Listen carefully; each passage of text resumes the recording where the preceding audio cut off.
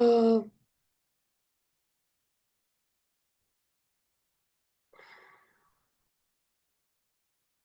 so,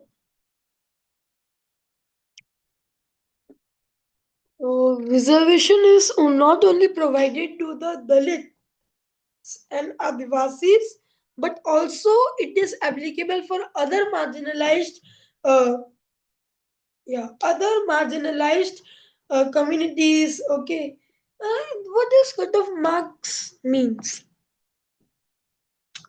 Cut-off marks means that if any normal student which is very rich or you know for 80 and 90, if 90 marks are to be qualified, then for marginalized people for not much rich, for them 70 to 60 to 70 marks are needed to qualify. If they qualify, so there are some seats which are reserved exclusively for marginalized peoples, and these students also attend get special scholarships from the government. Now with this, laws for the marginalized group topic is clear. Now let's go to promoting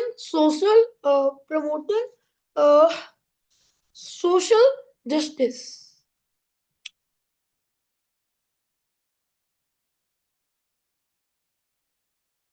Uh, yeah. So promoting social justice. So the state and central government put in efforts for the implementation of constitutional policies in the tribal areas or regions with a high Dalit population.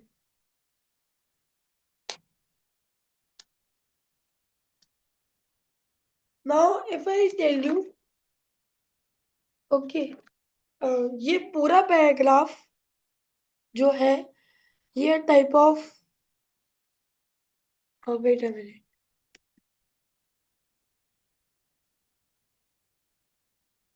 Yes let me set ये पूरा type of summary है ये ठीक है ये type of summary है ठीक है ये जो पूरा पैराग्राफ है वो पैराग्राफ समरी है किस चीज का रिजर्वेशन लॉस के ऊपर का पूरा समरी है तो एक बार आप इसको ध्यान से देख लो वही चीज जिससे स्टेट और सेंट्रल गवर्नमेंट मिलकर एफर्ट्स लगाते हैं कि ये कॉन्स्टिट्यूशनल पॉलिसीज बनाते हैं जो कि ट्राइबल एरियाज हो गए या फिर रीजन जिसमें दलित पॉपुलेशन हाई है basically tribal and Dalit peoples which are basically marginalised peoples so इनके लिए कॉन्स्टिट्यूशनल पॉलिसीज बनाते हैं नहीं नहीं इनमें से सबसे सिग्निफिकेंट पॉलिसी जो जिसकी हमने बात की वो है रिजर्वेशन पॉलिसी ये लॉ है ये रिजर्वेशन ऑफ सीट्स को जस्टिफाई करते हैं कि दिस सेक्शन ऑफ सोसाइटी मतलब बेसिकली मार्जिनलाइज्ड पीपल्स के लिए ओके एंड एज प्रोवाइडिंग जो इनको इक्वल अपॉर्चुनिटीज प्रोवाइड करवाई जाती है लर्निंग के लिए सीखने के लिए और काम करने के लिए ठीक है तो हमारी promoting social justice type of summary is clear now we move further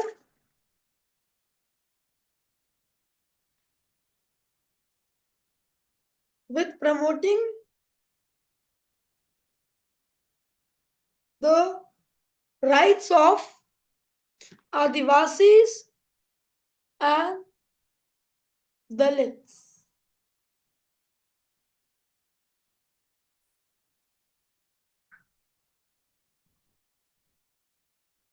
So, protecting the rights of Adivasis and Dalits. Alright. Other than policies of a country provide specific laws against the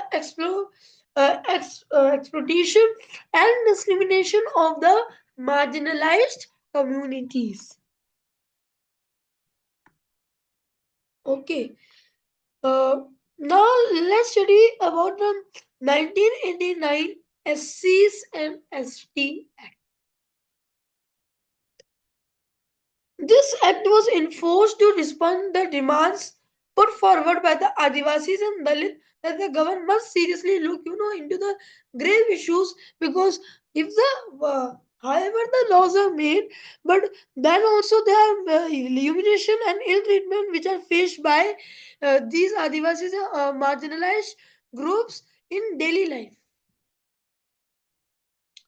So they ask government to, look this matter seriously and deal with this matter. And the Dalit communities demanded for new laws for the, violence they have been facing for a long time.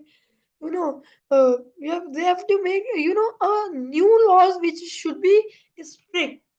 And between 1970 to 1980, Adivasis communities also organized and demanded equal rights for their land and other resources to be returned to them. In earlier time, the land from Adivasis communities, and, and the other resources are being snatched. So they want that right for their land, and they want the other resources to be returned to them. They had to withstand the anger, violence of other powerful social groups in society. So basically, they ask government to seriously look and have a solution to this matter.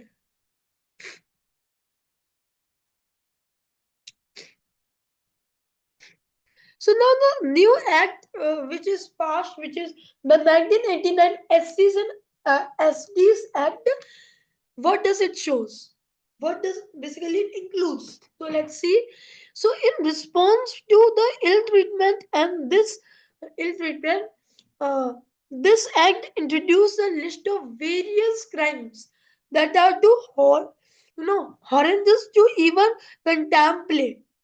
This act not only describes horrifying crimes but also tells people all the dreadful deeds human beings can do.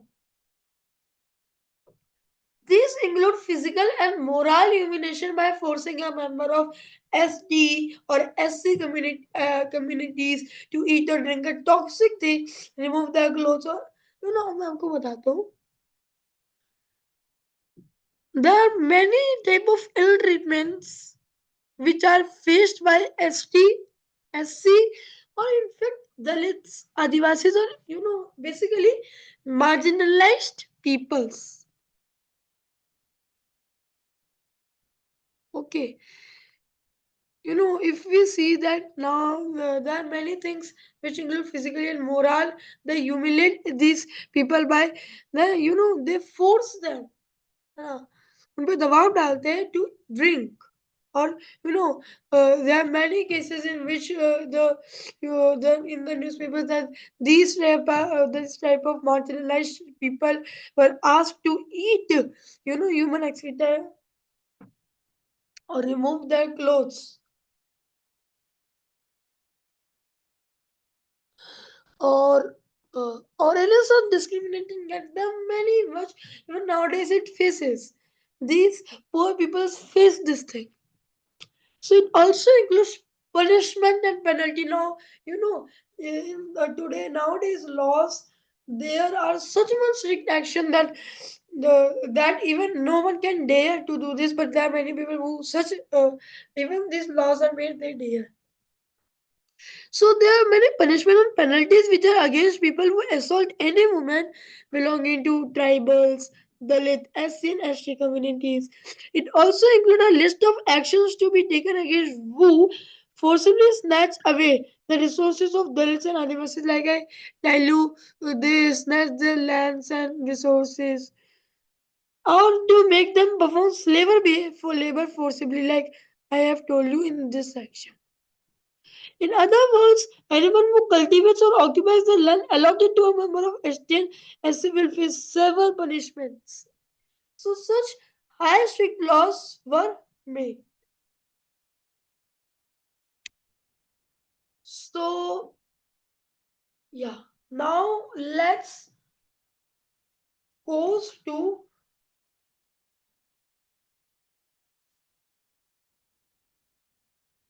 the final summary topic, which is demands of the Adivasis and the 1989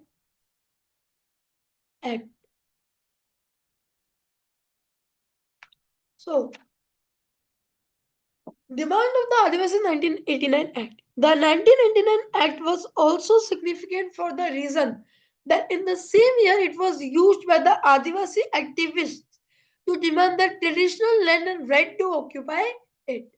So there are many Adivasi activists which use on the same use this 1989 Act laws to demand, because there are many peoples which snatch the traditional land and occupy it. So they demanded, whenever it came into force, they demanded for this thing.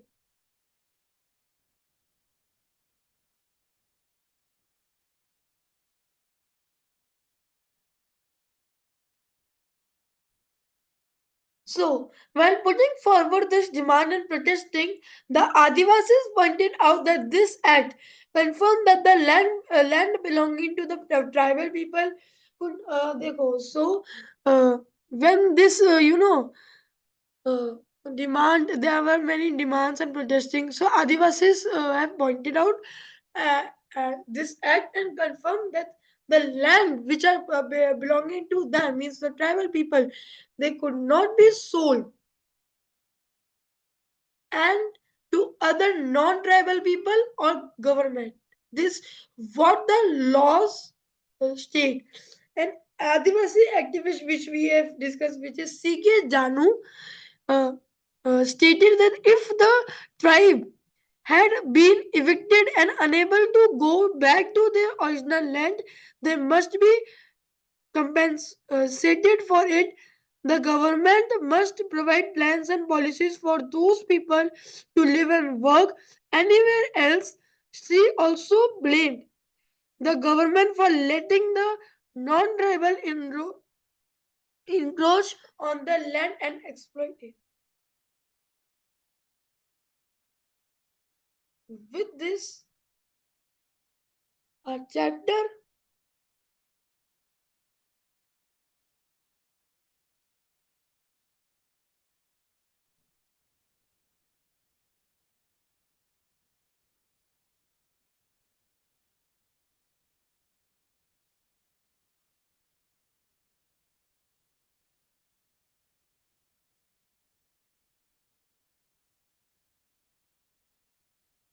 Oh, a minute. Yes, with this, our chapter is finished. बाल बना दे थोड़े. Yes. So, stay connected with E-Vidhyarti India. E-Vidhyarti India is basically by Rudravidham. Okay, Rudravidham group. And we have also, E-Student USA. E-Student USA. We also have, uh, you know, in Japan, USA, Japan, India, these are the three where we started this program by Rudravidam Group. So join us by subscribing this, and you can contact us by our official email address, evidhartiindia@gmail.com. Thank you very much.